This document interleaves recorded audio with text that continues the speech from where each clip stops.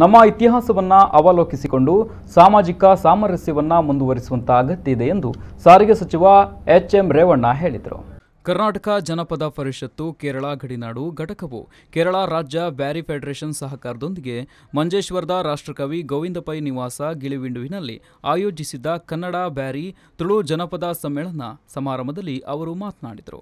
ಸಾಹಿತ್ಯ ಸಾಂಸ್ಕೃತಿಕ ಚಟುವಟಿಕೆಗಳು ಜನರನ್ನ ಹತ್ತಿರಕ್ಕೆಳೆದು ಪರಸ್ಪರ ಬೆಸೆಯುವಲ್ಲಿ ಪ್ರಧಾನ ಪಾತ್ರ ವಹಿಸುತ್ತದೆ ಎಂದು ತಿಳಿಸಿದರು.